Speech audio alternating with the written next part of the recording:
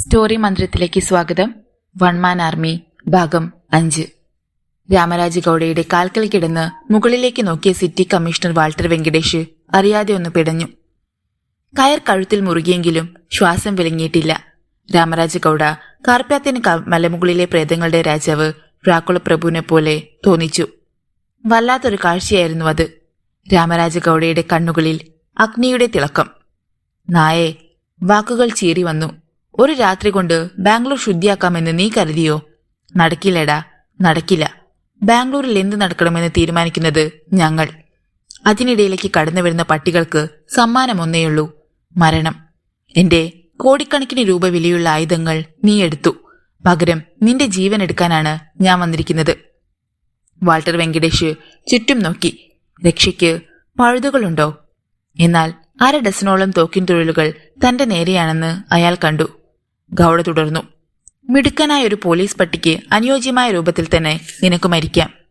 ഈ നേരത്ത് ഗേറ്റിൽ വെടിശബ്ദങ്ങളും നിലവിളികളും കേട്ട് രേഖയും രാജിയും ഭയന്നു നിൽക്കുകയായിരുന്നു. ജനാലയിലൂടെ നോക്കി അവർ തങ്ങളുടെ ഡാഡിയെ കാറിൽ നിന്ന് ചിലർ വലിച്ചിറക്കുന്നത് കണ്ടു. വാ രാജി, അവർ ഡാഡിയെ കൊല്ലും. രേഖ മുന്നോട്ട് പാഞ്ഞു കഴിഞ്ഞിരുന്നു. രാജിയും തൊട്ടു പിന്നാലെ എത്തി. ഇരുവരും ഒരേ നേരമാണ് വാതിൽ കടന്നത്. ഗേറ്റിലെത്തിയപ്പോൾ വെങ്കടേഷിന്റെ കഴുത്തിൽ മുറുകിയ കയറിന്റെ മറ്റേ അറ്റം ജിപ്സിക്ക് പിന്നിൽ കെട്ടിക്കഴിഞ്ഞിരുന്നു ഗൌഡയുടെ ആൾക്കാർ. എല്ലാവരും ജിപ്സിയിൽ കുതിച്ചു കയറി കഴിഞ്ഞിരുന്നു. കിട്ടിയ സമയം കൊണ്ട് വാൾട്ടർ വെങ്കടേഷ് ചാടിയെണീറ്റു. പക്ഷേ അയാൾക്ക് കഴുത്തിലെ കെട്ടടിക്കാൻ കഴിഞ്ഞില്ല. അതിനു മുമ്പ് ജിപ്സി സ്റ്റാർട്ടായി. അത് വെട്ടിത്തിരിഞ്ഞു. ഗുഡ് ബൈ വെങ്കടേഷ്, ഗൌഡയുടെ ശബ്ദം. എടുത്തെറിയപ്പെട്ടത് കണക്കെ വെങ്കടേഷിന്റെ ശരീരം റോഡിലേക്ക് അമർന്നു.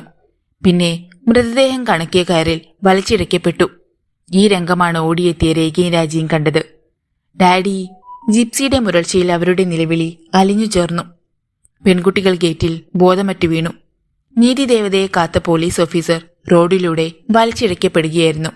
അയാളുടെ രക്തവും മാംസവും ടാറോഡിൽ അലിഞ്ഞു ചേർന്നു. ഒരു ചോരക്കട്ടയായി മാറിക്കറിഞ്ഞിരുന്നു വാൾട്ടർ വെങ്കടേഷ്. ഇരുട്ടുമുറിയുടെ വാതിൽ തുറക്കപ്പെട്ടു. അതുവഴി വെളിച്ചം അകത്തേക്ക് അടിച്ചു കയറി. വിഷ്ണുവർദ്ധൻ തല ഉയർത്തി. തോക്കുമായി 4-5 പേർ മുറിയിലേക്ക് കുതിച്ചു കയറി. തോക്കിൻ കുഴൽ പുറത്തമർന്നു. അവർ അയാളെ വലിച്ചിടിച്ചു. വിശാലമായ ഒരു ഹാൾ. ഞൊടിയിടയിൽ കാലിൽ കയർ കുരുങ്ങി. മുകളിലുള്ള ഒരു ഹുക്കിലൂടെ കയർ വലിഞ്ഞു. വിഷ്ണുവർദ്ധൻ തല കീഴായി തൂങ്ങി. അന്തരീക്ഷത്തിൽ കിടന്ന് ഒരു ഊഞ്ഞാൽ കണക്കെ ആടി. അപ്പോഴും താൻ എവിടെയാണെന്ന് അയാൾക്കൊരു ഊഹം പോലും ഉണ്ടായിരുന്നില്ല. നിമിഷങ്ങൾക്ക് തീപിടിച്ചു. കനത്ത കാലടിയൊച്ചകൾ ദിഗന്തം പിളർന്നു. തുറന്നു കിടന്നിരുന്ന ഒരു വാതിലിലൂടെ 4-5 പേർ അകത്തേക്ക് വന്നു. അവർക്ക് മുന്നിൽ നിജലിംഗപ്പയായിരുന്നു.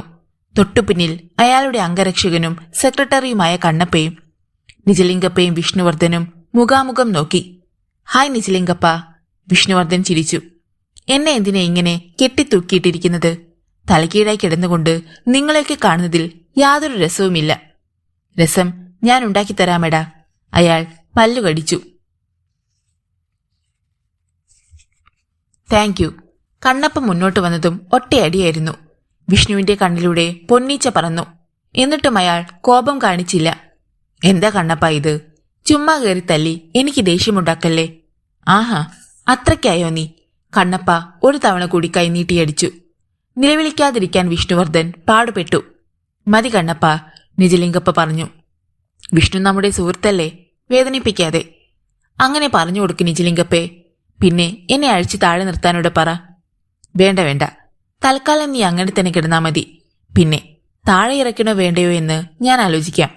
ശരി, അങ്ങനെയാണെങ്കിലും വിരോധമില്ല. ഇങ്ങനെ പറയുമ്പോൾ രക്ഷപ്പെടാൻ ഒരു പഴുത് തേടുകയായിരുന്നു അയാൾ. നിജലിംഗപ്പയുടെ ശബ്ദത്തിന് മാറ്റം വന്നു തുടങ്ങി. വിഷ്ണു, നിന്റെ പേരിൽ എനിക്കുണ്ടായിരുന്ന എല്ലാ മതിപ്പും ഇല്ലാതായിരിക്കുകയാണ് ആ മൃതദേഹം നഷ്ടപ്പെടുത്തിയതിലൂടെ. അതുകൊണ്ട് നമുക്ക് പഴയ സുഹൃത്തുക്കളായി തുടരണമെങ്കിൽ ഒരേയൊരു വഴിയേയുള്ളൂ. ഒറിജിനൽ മൃതദേഹം നീ എവിടെ ഒളിപ്പിച്ചിട്ടുണ്ടെന്ന് പറയണം. മൃതദേഹത്തിന് എന്തോന്ന് ഒറിജിനൽ ഡ്യൂപ്ലിക്കേറ്റും. അതായത് അമേരിക്കയിൽ നിന്ന് കൊണ്ടുവരപ്പെട്ട ശരീരം, അതാണ് ഒറിജിനൽ. I C. വിഷ്ണു ചിന്തിച്ചു. ഇനി അമേരിക്കയിൽ നിന്ന് വിമാനത്തിൽ കയറ്റിയപ്പോൾ തന്നെ മൃതദേഹം മാറിപ്പോയതാവുമോ? പട്ടിക്കഴുവരുടെ മോനെ, വേല ഇറക്കുന്നോ? കഷ്ണം കഷ്ണമാക്കി കളയും ഞാൻ. നിജലിംഗപ്പ ആരാണെന്ന് നിനക്കറിയില്ല. നല്ലവണ്ണം അറിയാം. ഒരിക്കൽ ബാംഗ്ലൂർ തെരുവുകളിലൂടെ തെണ്ടി തിരഞ്ഞു നടന്നവൻ. പിന്നീട് പെണ്ണുങ്ങളെ കൂട്ടിക്കൊടുക്കുന്ന പരിപാടിയായിരുന്നു. തുടർന്ന് കഞ്ചാവ് കച്ചവടം തുടങ്ങി. അവിടം തൊട്ട് തുടക്കം. പിന്നെ നന്ദികേടും വഞ്ചനയും കാട്ടി ചോറ് തിന്ന കൈ തന്നെ വെട്ടി. കിടക്കാനിടം തന്ന വീട്ടിലെ പെണ്ണിനെ ബലാത്സംഗം ചെയ്തു. അവളെ അച്ഛനെ കൊന്നു. ഇനിയും കേൾക്കാനുള്ള ക്ഷമയുണ്ടായിരുന്നില്ല നിജലിംഗപ്പയ്ക്ക്. നിർത്തടാ, അയാൾ അലറി. ഇനി ഒരക്ഷരം ശബ്ദിച്ചു പോയാൽ ആ നാവ് ഞാൻ അറുത്തെടുക്കും. വിഷ്ണു മിണ്ടിയില്ല. അയാൾ കുറെ കൂടി വിഷ്ണുവിനോടടുത്തു നിന്നു. പറയ്, ആ ശവശരീരം എവിടെ? അവനത് കേട്ടതായി പോലും ഭാവിച്ചില്ല. നിന്നോട് തന്നെയാണ് ചോദിച്ചത്. അപ്പോഴും മറുപടിയില്ല. എടാ, അയാൾ റിവോൾവർ എടുത്ത് വിഷ്ണുവിന്റെ നെറ്റിയിൽ മുട്ടിച്ചു. നിന്റെ തലയോട് പിളരണ്ടെങ്കിൽ പറയൂ. ഷെടാ, ഇത് നല്ല കൂത്ത്. നിങ്ങൾ തന്നെയല്ലേ പറഞ്ഞത് ഞാൻ ഒരക്ഷരം ശബ്ദിച്ചു പോയാ നാവറുത്തെടുക്കണമെന്ന്? എന്നിട്ട് പറയടാന്ന് പറഞ്ഞാൽ? നിജലിംഗപ്പയുടെ കണ്ണുകൾ കുറുകി. ശരി, എങ്കിൽ നീ ഇനി സംസാരിച്ചോ. അങ്ങനെ വഴിക്കുവാ. തനിക്ക് ആ മൃതദേഹത്തിന്റെ രഹസ്യം അറിയേണ്ടിയിരുന്നുവെങ്കിൽ എപ്പോഴേ വിഷ്ണുവർദ്ധൻ പിടഞ്ഞു തീർത്തന്നെ. പക്ഷേ അത് പാടില്ല. കോടികളുടെ കടിയാണ്. നിജലിംഗപ്പ തിരക്കി. നീ ആ ശവശരീരം എന്തു ചെയ്തെന്ന് പറ. എന്തു പറയണം? വിഷ്ണു ചിന്തിച്ചു. പിന്നെ പറഞ്ഞു. ഇതേ ആവശ്യം പറഞ്ഞ് രാമരാജ ഗൌഡ എന്റെ അമ്മയെയും പെങ്ങളെയും അനുജനെയും കിഡ്നാപ്പ് ചെയ്തിരുന്നു. അതുകൊണ്ട് എനിക്ക് ആ ശവശരീരം ഗൌഡയെ ഏൽപ്പിക്കേണ്ടി വന്നു. എന്നിട്ടും അയാളെ അവരെ കൊന്നുകളഞ്ഞു. എന്നെ തടവറയിലുമാക്കി. ഒരു വിധത്തിൽ ഞാൻ അവിടെ നിന്ന് രക്ഷപ്പെടുകയായിരുന്നു. നിജലിംഗപ്പയുടെ കണ്ണുകൾ വികസിച്ചു. അപ്പോൾ മൃതദേഹം അവന്റെ പക്കലുണ്ടോ? ഉണ്ട്. എങ്കിൽ ഇനി എന്ത് വേണമെന്ന് എനിക്കറിയാം. പക്ഷെ ഒരു കാര്യം, നീ ഈ പറഞ്ഞതിന് എന്തെങ്കിലും മാറ്റമുണ്ടായാൽ. നിജലിംഗപ്പ വെട്ടിത്തിരിഞ്ഞു. എന്നെ ഒന്ന് താഴെയിറക്കാൻ പറഞ്ഞിട്ട് പോ. വേണ്ടടാ, വേണ്ട. നീ ഇവിടെ തന്നെ കിടക്ക്. ഗൌഡയുടെ പക്കൽ മൃതദേഹമില്ലെങ്കിൽ നിന്റെ കാര്യം തീർന്നു. അയാൾ വന്ന വാതിലിനു നേരെ തന്നെ നടന്നു. മറ്റുള്ളവരും പിന്നാലെ പോയി. ആ വിശാലമായ മുറി ശൂന്യം. വിഷ്ണുവിന്റെ ചുണ്ടിൽ ചിരിയൂറി. ഇങ്ങനെയൊന്ന് കെട്ടിത്തൂക്കിയിട്ടാൽ താൻ രക്ഷപ്പെടില്ലെന്ന് നിജലിംഗപ്പ കരുതിയോ? എങ്കി തെറ്റി നിജലിംഗപ്പേ. ദാ ഇങ്ങനെ എന്ന് പറഞ്ഞുകൊണ്ട് അയാൾ കയറിൽ തൂങ്ങിയാടാൻ തുടങ്ങി. അതിനിടെ പെട്ടെന്ന് തന്റെ ശരീരം വളച്ചു കൈകൾ മേൽപോട്ടുയർത്തി. ആ ശ്രമം വിജയിച്ചില്ല. എന്നാൽ ഒന്ന് രണ്ട് തവണ കൂടി ഇത് ആവർത്തിച്ചപ്പോൾ അവൻ തന്നെ കെട്ടിയിരുന്ന കയറിൽ പിടിമുറുക്കി കഴിഞ്ഞു. ഇപ്പോൾ വിഷ്ണുവിന്റെ ശരീരം ഒരു വൃത്തരൂപത്തിലായി. ശരീരത്തിന്റെ വഴക്കം കൊണ്ട് മാത്രം സാധിച്ചതാണിത്. പക്ഷെ അധിക നേരം അങ്ങനെ ഇരിക്കാനാവില്ല. വിഷ്ണു കാലിലെ കെട്ടഴിച്ചു തുടങ്ങി. നടുവ് വേദനിച്ചപ്പോൾ വീണ്ടും കയറിൽ തൂങ്ങിക്കിടന്നു. പിന്നെ വീണ്ടും പഴയതുപോലെ കയറിൽ പിടിച്ച് അത് അഴിച്ചു തുടങ്ങി. ഇങ്ങനെ 2-3 തവണ ചെയ്തപ്പോഴേക്കും കാലിലെ കെട്ടഴിഞ്ഞ് വിഷ്ണു തറയിൽ വീണു. അവിടെ നിന്ന് എണീറ്റു. നടുവിന് നല്ല വേദനയുണ്ടായിരുന്നു. പുറത്തേക്ക് നടക്കാൻ ഭാവിക്കുമ്പോൾ പിന്നിൽ നിന്നൊരു ശബ്ദം. നിൽക്കവിടെ. അയാൾ തോളിന് മുകളിലൂടെ തലതിരിച്ചു നോക്കി. ഒരു തോക്കുധാരി. എന്താ വിശേഷം? നീ രക്ഷപ്പെടാമെന്ന് കരുതി അല്ലേ? അത്രയേ ഉള്ളോ? വിഷ്ണു എന്താണ് ചെയ്തതെന്ന് അയാൾക്ക് മനസ്സിലായില്ല. തോക്ക് തെറിച്ചുപോയി. അയാൾക്ക് പ്രവർത്തിക്കാൻ കഴിയും മുമ്പ് വിഷ്ണു വലത് കൈയുടെ ചൂണ്ടുവിരൽ ലംബമാക്കി ശരീരത്തിലെ ശക്തി മുഴുവൻ ആ വിരലിലേക്ക് ആവാഹിച്ച് ഒരു കുത്ത്. തൊണ്ടക്കുഴിയിൽ കുത്തേറ്റ ആ മനുഷ്യൻ ബോധമറ്റ് പിന്നോട്ട് വീണു. രാമരാജഗൌഡയുടെ ഫോൺ ശബ്ദിച്ചു. അയാൾ റിസീവർ എടുത്തു. യെസ്, ഇത് ഞാനാ ഗൌഡെ, നിജലിംഗപ്പ. ഗൌഡയുടെ നെറ്റി ചുളിഞ്ഞു. ഇങ്ങനെയൊരു ഫോൺ കോൾ ആദ്യത്തേതാണല്ലോ. എന്താ കാര്യം? നമ്മളൊക്കെ ഒരേ തൊഴിൽ ചെയ്ത് കഴിയുന്നവരാണ്. പരസ്പരം പാരവിക്കാനോ പകപോക്കാനോ ആണെങ്കിൽ നമുക്ക് അതിനേ നേരം കാണൂ. അങ്ങനെ കഴിയണമെന്നാണോ ഗൌഡ ആഗ്രഹിക്കുന്നത്? അതോ പരസ്പര ധാരണയോടെ മുന്നോട്ട് നീങ്ങണമെന്നോ? നിജലിംഗപ്പ ഉദ്ദേശിക്കുന്നത് എന്താണെന്ന് ഗൌഡയ്ക്ക് പിടികിട്ടിയില്ല. താനിങ്ങനെ വളച്ചു കെട്ടാതെ കാര്യമെന്താണെന്ന് വെച്ചാ പറയൂ. വിഷ്ണുവർദ്ധന്റെ അമ്മ, പെങ്ങൾ, അനിയൻ എന്നിങ്ങനെ നിങ്ങൾ വധിച്ചത് സത്യമാണല്ലോ. അതെന്തിനാ താൻ അറിയുന്നത്? അറിയണം. അമേരിക്കയിൽ നിന്ന് കൊണ്ടുവന്ന ഒരു ശവശരീരം കയ്യിൽ കിട്ടിയപ്പോഴാണല്ലേ നിങ്ങൾ അത് ചെയ്തത്? ഗൌഡയുടെ കണ്ണുകൾ കുറുകി. നിജലിംഗപ്പ തുടർന്നു. എനിക്ക് ആ മൃതദേഹം കിട്ടണം, അതിനുള്ളിൽ ഉണ്ടായിരുന്നതൊക്കെ ഉൾപ്പെടെ. നിങ്ങൾ എന്ത് ഭ്രാന്താണീ പറയുന്നത്? അങ്ങനെയൊരു മൃതദേഹത്തെക്കുറിച്ച് എനിക്കറിയുക പോലുമില്ല. വേണ്ട, കൂടുതലൊന്നും പറയണ്ട. നേരം പുലരും മുമ്പ് എനിക്കത് കിട്ടണം. ഇല്ലെങ്കിൽ നിജലിംഗപ്പ മറുപടി പറയുന്നത് നാക്കുകൊണ്ടായിരിക്കില്ല. രാമരാജഗൌഡയുടെ മുഖത്തേക്ക് കോപം ഇരച്ചു കയറി. എന്നെ ഭീഷണിപ്പെടുത്താൻ മാത്രം നീ വളർന്നു അല്ലേടാ? അതിന് നീ ആയിട്ടില്ല. ഞാൻ കളിച്ചിട്ടുള്ള കളികളൊക്കെ നീ പത്രത്തിലൂടെ വായിച്ചിട്ടേ ഉണ്ടാവൂ. ഗൌഡെ, പാഴ്വാക്കു പറയുന്നവനല്ല ഞാൻ. മര്യാദയെങ്കിൽ അങ്ങനെ, അല്ലെങ്കിൽ അതേ രൂപത്തിൽ മറുപടി തരുവാൻ ഞാൻ തയ്യാർ. നാളെ നേരം പുലരുമ്പോൾ നമ്മൾ ഒരിക്കൽ കൂടി സംസാരിക്കും. അതുവരെ ചിന്തിക്കാനുള്ള സമയമുണ്ട്. ഫോൺ കട്ടായി. രാമരാജ് ഗൌഡ അണപ്പല്ല് ഞെരിച്ചു. സ്ക്രൗണ്ട്രൽ. ഗൌഡയുടെ ശക്തി ക്ഷയിച്ചിട്ടുണ്ടെന്ന് ആ പട്ടി കരുതി കാണും. അങ്ങനെ കരുതട്ടെ. തന്റെ നേരെ പത്തി ഉയർത്തിക്കൊണ്ട് വരുന്നവനൊക്കെ ശിരസിൽ ഓരോന്ന് കൊടുക്കും, സമയത്തിനനുസരിച്ച്. ഗൌഡ ഒരു ചുരുട്ട് കത്തിച്ചു. വിഷ്ണുവർദ്ധൻ രക്ഷപ്പെട്ട വിവരം ഒരു ഞെട്ടലോടെയാണ് നിജലിംഗപ്പ കേട്ടത്. അയാൾക്കത് വിശ്വസിക്കാനായില്ല. ഛേ, അങ്ങനെ സംഭവിക്കരുതായിരുന്നു. അപകടകാരിയും കൂർമ്മ ബുദ്ധിമാനുമാണ് വിഷ്ണു. അയാൾ ഇനി തനിക്കെതിരെ നീങ്ങുമോ? നിജലിംഗപ്പ അസ്വസ്ഥനായി. വിഷ്ണുവർദ്ധൻ അവരുടെ വീട്ടിലെത്തുമ്പോൾ നഗ്മ മാത്രമേ ശങ്കറുടെ വീട്ടിലുണ്ടായിരുന്നുള്ളൂ. രാവിലെ തന്നെ ഡിവൈഎസ്പി എവിടെയോ പോയിരിക്കുകയാണ്. നഗ്മയിൽ നിന്നാണ് സിറ്റി പോലീസ് കമ്മീഷണർ വാൾട്ടർ വെങ്കടേഷിന്റെ ദുരന്തം അയാൾ അറിഞ്ഞത്. മൃതദേഹം മുനിസിപ്പാലിറ്റി വിപ്പയിൽ നിക്ഷേപിച്ചിരിക്കുകയായിരുന്നു പോലും. വിഷ്ണുവിന് വല്ലാത്ത ദുഃഖം തോന്നി. താൻ കാരണമാണ് വെങ്കടേഷ് സാർ മരിച്ചതെന്ന് തോന്നൽ. ആയുധവേട്ടയായിരിക്കണം ശത്രുക്കളെ പ്രകോപിതരാക്കിയത്. അതിന്റെ മറുപടിയാണ് കൊലപാതകം. രേഖയും രാജിയെയും കുറിച്ച് അയാൾ ഓർത്തു. പാവം പെൺകുട്ടികൾ, അവർക്കിനി ആരുണ്ട് ഒരാശ്രയം? രാമരാജ് ഗൌഡയുടെ മുഖം അയാളുടെ മനസ്സിൽ തെളിഞ്ഞു. ഗൌഡയായിരിക്കണം കൊലയാളി. വിഷ്ണുവർദ്ധന്റെ ഞരമ്പുകൾ വലിഞ്ഞു മുറുകി. ബാസ്റ്റാർഡ്. താൻ ആയുധമെടുക്കേണ്ട സമയം അതിക്രമിച്ചിരിക്കുമെന്ന് അയാൾക്ക് തോന്നി. ആയുധമെടുക്കാതെ ആരെയും കൊല്ലാതെ ഇവിടെ കഴിയാനാവില്ല. ഏതു നിമിഷവും തന്റെ പിന്നാലെ അവരുണ്ടാവും. രാമരാജ് ഗൌഡയുടെയും നിജലിംഗപ്പയുടെയും അലിയരുടെയും ആൾക്കാർ. എല്ലാവർക്കും തന്നെ വേണം. രാത്രി വിഷ്ണുവർദ്ധൻ ഒരു ഓട്ടോറിക്ഷയിൽ ശിവാജി നഗറിലെത്തി. ബാംഗ്ലൂരിലെ ഗുണ്ടകളുടെ തെരുവാണത്. തല്ലാനോ കൊല്ലാനോ എന്ത് വേണമെങ്കിലും അവിടെ ആളിനെ കിട്ടും. മന്ത്രിമാർ മുതൽ ശിവാജി നഗറിനെ ആശ്രയിക്കുന്നവരാണ് അധികവും. പണം കൊടുത്ത് ഓട്ടോറിക്ഷ പറഞ്ഞു വിട്ടതിനു ശേഷം വിഷ്ണുവർദ്ധൻ 2 നിലകളുള്ള ഒരു കെട്ടിടത്തിന് മുന്നിലെത്തി. താഴത്തെ നിലയിലും മുകളിലത്തെ നിലയിലും 2 കൂട്ടരാണ് താമസിക്കുന്നത്. മുകളിലത്തെ നിലയിലേക്ക് പുറത്തുകൂടി തന്നെ കോണിപ്പടികളുണ്ട്. അയാൾ അതിനടുത്തെത്തിയപ്പോൾ മുകളിൽ നിന്നൊരു മനുഷ്യൻ ഇറങ്ങി വന്നു. ആ മനുഷ്യൻ ചുളിഞ്ഞ നെറ്റിയോടെ വിഷ്ണുവർദ്ധനെ നോക്കി. സ്ട്രീറ്റ് ലൈറ്റിന്റെ വെളിച്ചം അവിടേക്ക് പാളി വീഴുന്നുണ്ടായിരുന്നു. താൻ ഒരിക്കലും കണ്ടിട്ടില്ലാത്ത ഒരു മനുഷ്യനാണിതെന്ന് വിഷ്ണുവർദ്ധന് തോന്നി. പക്ഷേ ആ മനുഷ്യന്റെ മുഖത്ത് അത്ഭുതവും അമ്പരപ്പും. അയ്യോ, വിഷ്ണു സാറല്ലേ ഇത്? സാറെന്താ നേരിട്ട് ഇങ്ങോട്ട് പോന്നത്? ഒന്ന് വിവരം അറിയിച്ചിരുന്നെങ്കിൽ. ബാക്കി പറയേണ്ടെന്ന് വിഷ്ണു കൈ ഉയർത്തി കാണിച്ചു. തിമ്മയ്യനുണ്ടോ? ഉണ്ട്. ആ മനുഷ്യൻ തിരിച്ച് മുകളിലേക്ക് ഓടിപ്പോയി. വിഷ്ണുവർദ്ധൻ പതിയെ മുകളിലെത്തുമ്പോഴേക്കും തിമ്മയ്യൻ വാതിൽക്കൽ എത്തിക്കഴിഞ്ഞിരുന്നു. അല്ല, ഈ വഴിയൊന്നും സാറ് മറന്നില്ല. വിഷ്ണുവർദ്ധൻ ചിരിച്ചു. വിഷ്ണുവർദ്ധനും തിമ്മയ്യനും തമ്മിൽ അധികകാലത്തെ പരിചയമൊന്നുമില്ല. ഒരു ദിവസം, ഒരേ ഒരു ദിവസം മാത്രം. അന്ന് മരണചക്രത്തിൽ നിന്നും തിമ്മയ്യനെ രക്ഷിച്ചത് വിഷ്ണുവർദ്ധനാണ്. ഏതോ പഴയ കുടിപ്പകയുടെ കണക്ക് തീർക്കാനെത്തിയ ശത്രുക്കൾക്കിടയിൽ തിമ്മയ്യൻ കുടുങ്ങിപ്പോയി. 4-5 പേർ വന്നാലും പുല്ലുപോലെ കൈകാര്യം ചെയ്യുന്നവനാണ് തിമ്മയ്യനെങ്കിലും ശത്രുക്കൾ ഒളിയാക്രമണം നടത്തുകയായിരുന്നതിനാൽ കുടുങ്ങിപ്പോയി. അവർ അയാളെ വെട്ടി തുണ്ടം തുണ്ടമാക്കിയേനെ. പക്ഷെ അതുവഴി ബൈക്കിൽ വന്ന വിഷ്ണുവർദ്ധൻ തിമ്മയ്യയുടെ സഹായത്തിനെത്തി. അങ്ങനെ അയാൾ രക്ഷപ്പെട്ടു. ആ രാത്രിയിൽ വിഷ്ണു ഇവിടെ വന്നിട്ടുണ്ട്. അന്ന് തിമ്മയ്യൻ തന്റെ കഥകളൊക്കെ വിഷ്ണുവിനോട് പറഞ്ഞു. ഗതികേടുകൊണ്ട് ദാതയായ കഥ, നാട്ടിൽ വിവാഹം കഴിക്കാതെ നിൽക്കുന്ന 5 സഹോദരിമാരുടെ കാര്യം.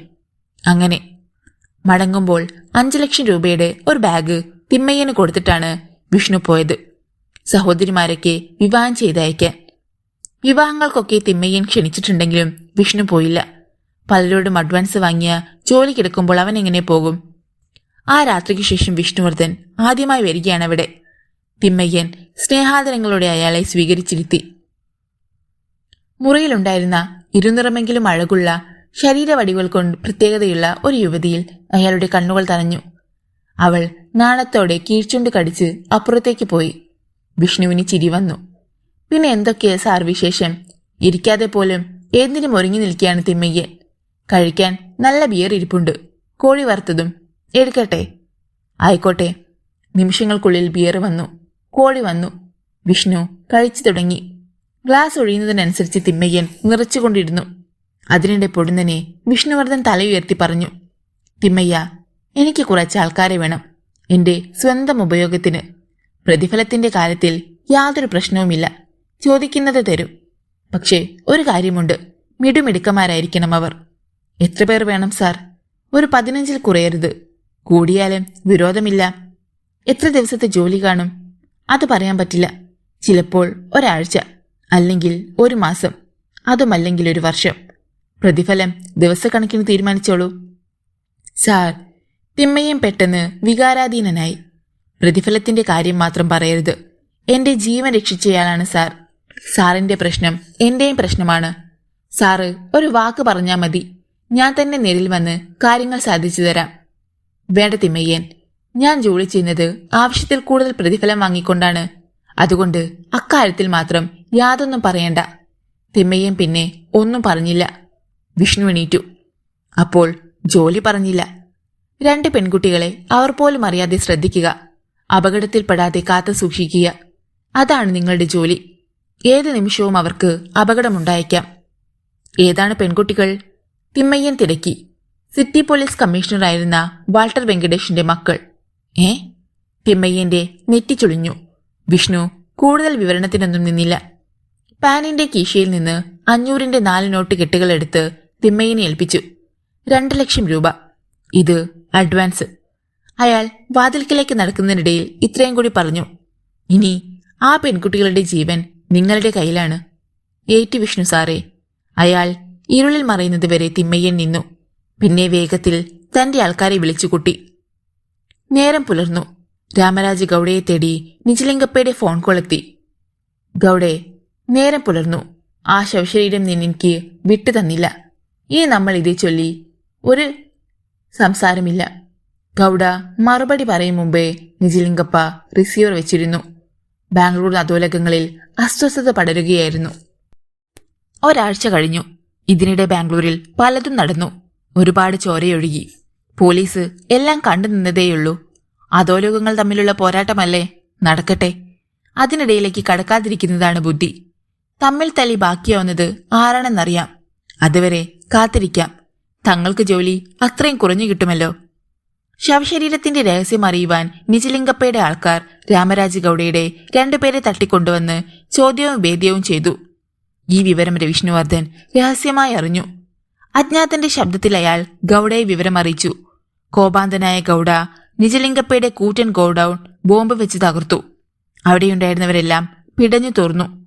മാത്രമല്ല, തന്റെ വീടുകയറെ ആക്രമിച്ച അലിയാർക്കും ഗൌഡ അതേ നാണയത്തിൽ തിരിച്ചടി കൊടുത്തു. അലിയാരുടെ മകൻ ഉൾപ്പെടെ 15 പേർ വെടിയുണ്ടകൾക്കിരയായി. അങ്ങനെ ബാംഗ്ലൂർ നഗരത്തിൽ ഏതു നിമിഷവും എവിടെ നിന്നും വെടിയുണ്ടകൾ പാഞ്ഞു വന്നിക്കാം എന്നൊരു സ്ഥിതിയായി. ഇതിനിടെ 3 അധോലോകക്കാരും വിഷ്ണുവർദ്ധനെ തിരയുകയായിരുന്നു. എവിടെ കിട്ടാൻ?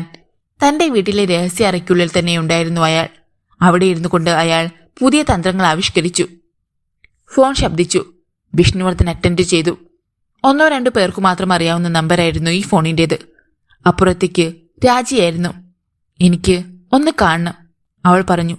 ഇങ്ങോട്ടൊന്ന് വരുമോ? ശരി, വരാം. അന്ന് തന്നെ ഒരു മധ്യവയസ്കന്റെ വേഷത്തിൽ അയാൾ രാജിയുടെ അടുത്തെത്തി. അവൾക്കാദ്യം അയാളെ മനസ്സിലായില്ല. വിസിറ്റിംഗ് റൂമിൽ മാല ചാർത്തി വെച്ചിരിക്കുന്ന വാൾട്ടർ വെങ്കടേഷിന്റെ ഫോട്ടോ കണ്ടപ്പോൾ അയാൾ പതറിപ്പോയി. രേഖയെയും രാജിയെയും കണ്ടിട്ട് അയാൾക്ക് മനസ്സിലായില്ല. നേരത്തെ ഉണ്ടായിരുന്ന സുന്ദരികളുടെ പ്രേതമാണിതെന്ന് തോന്നുമായിരുന്നു. വിഷ്ണു ഇരുന്നു. അവർ ഇരുവരും നിന്നതേയുള്ളൂ.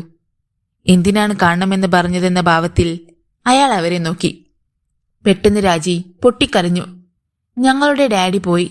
ഇവിടെ ഞങ്ങൾക്ക് പരിചയക്കാർ ആരുമില്ല, വിശ്വസിക്കാവുന്നവരും. പല ഫോൺ കോളുകളും വരുന്നു ഞങ്ങളെ ഭീഷണിപ്പെടുത്തിക്കൊണ്ട്.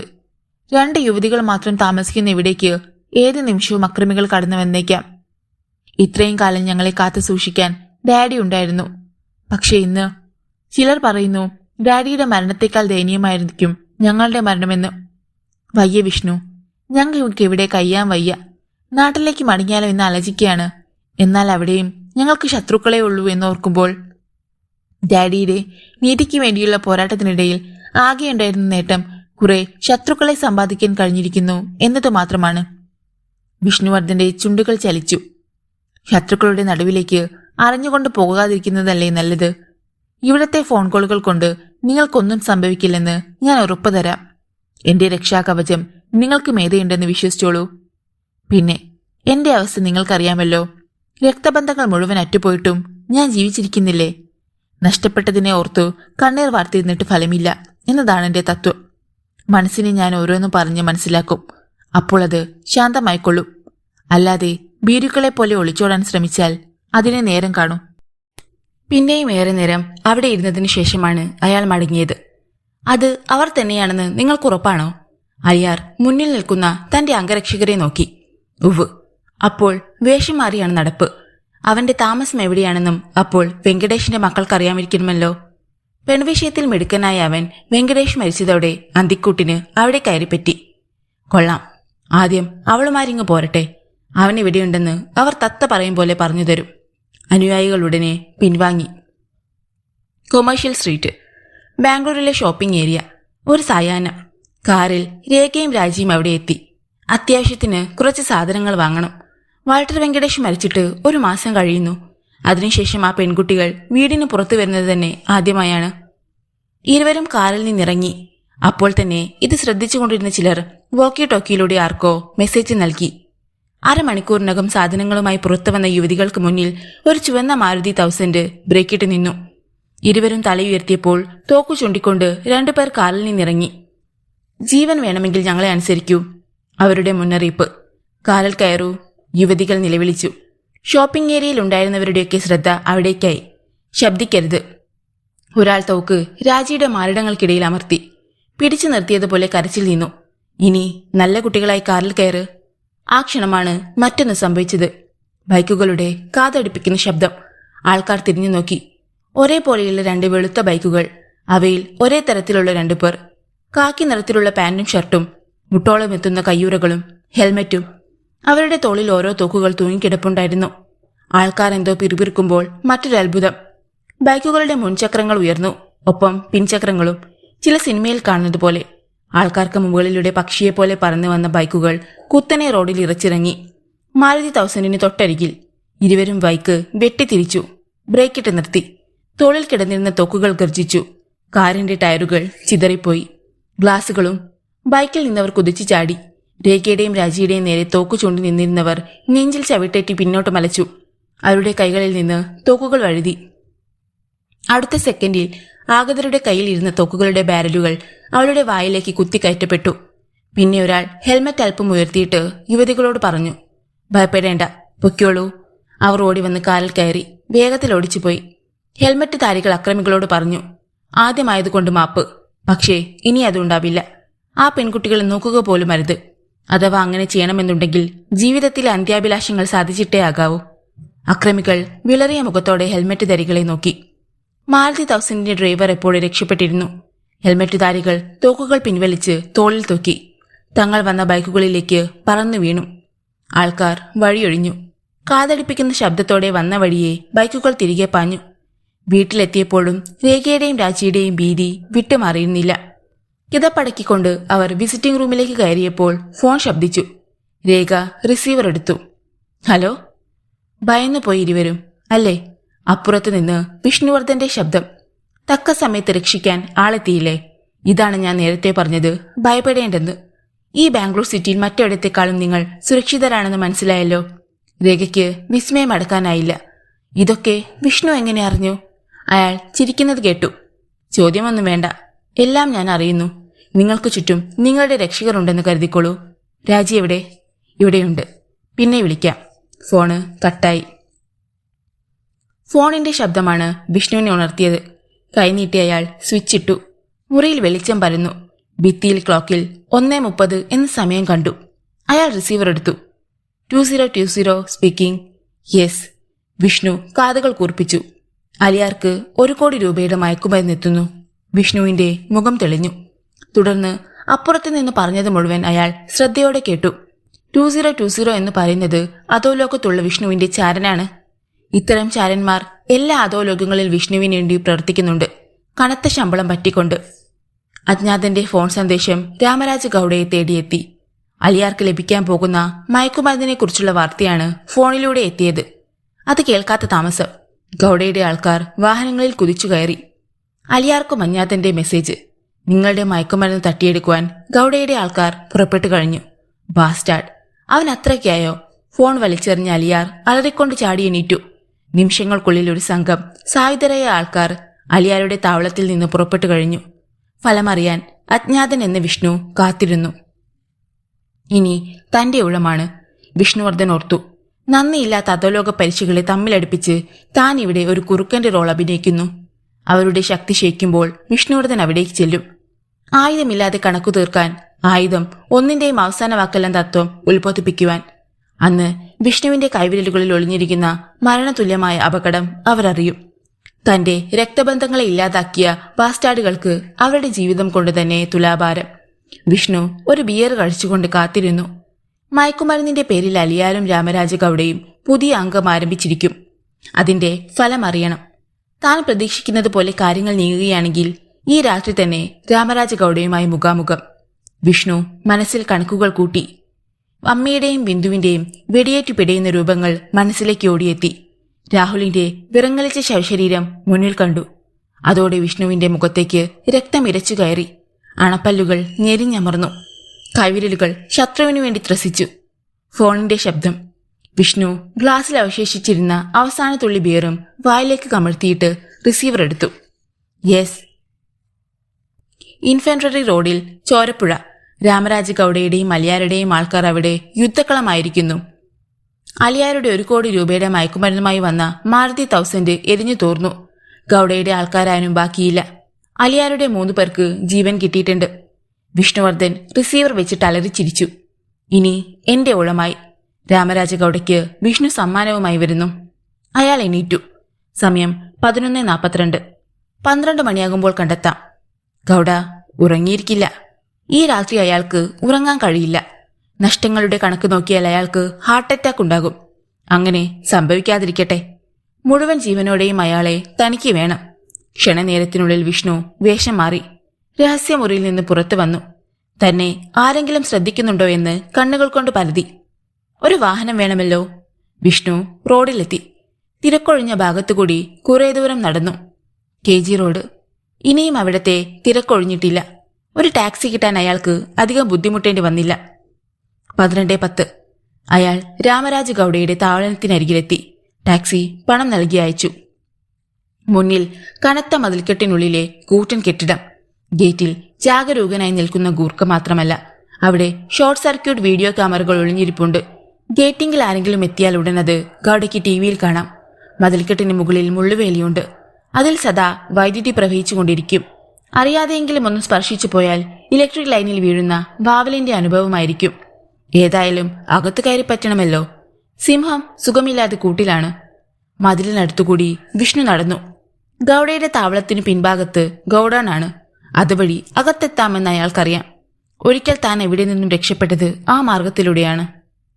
താവളത്തിനുള്ളിൽ രാമരാജ ഗൌഡ വിവശനായി സെറ്റിയിൽ തളർന്നു കിടന്നു. ഇനി തനിക്ക് ഈ ബാംഗ്ലൂർ പട്ടണത്തിൽ എന്ത് വില? തന്റെ ആൾക്കാരെല്ലാം നഷ്ടമായിരിക്കുന്നു. അവശേഷിക്കുന്നത് 4-5 പേർ. ഒന്നുറക്കെ കരയണമെന്ന് തോന്നി ഗൌഡയ്ക്ക്. എന്നാലും ഇങ്ങനെയൊരു പതനം ഒരു മനുഷ്യനും ഉണ്ടായി കാണില്ല. അധോലോക സിംഹാസനം തന്റെ കസ്റ്റഡിയിൽ നിന്ന് വഴുതിപ്പോകുമെന്ന് ഗൌഡയ്ക്ക് തോന്നി.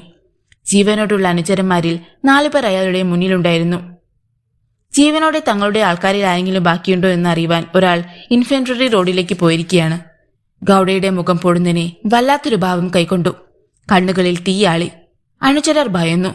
അയാളുടെ ദൃഷ്ടികൾ അവരിലേക്ക് തെന്നി വീണു. നിങ്ങളുടെ വീട്ടുകാർക്ക് ഞാൻ ഓരോ കോടി രൂപ കൊടുക്കും. അതുപോരെങ്കിൽ നിങ്ങൾ ഇപ്പോ പറയണം. പകരം നിങ്ങളുടെ ജീവൻ എനിക്ക് തരണം. അവരുടെ മുഖങ്ങളിൽ ഞെട്ടൽ ദൃശ്യമായി. അത് ശ്രദ്ധിക്കാതെ ഗൌഡ തുടർന്നു. മറ്റുള്ളവരുടെ തോക്കിനിരയാകുന്നതിലും ഭേദമല്ലേ ധീരമായ മരണം. ഏതായാലും ഇനി ശത്രുക്കൾ നമ്മളെ ബാക്കി വയ്ക്കുമെന്ന് കരുതേണ്ട. ജീവനെ ഭയന്ന് ഒരു ഒളിച്ചോട്ടത്തിന് ഞാനില്ല.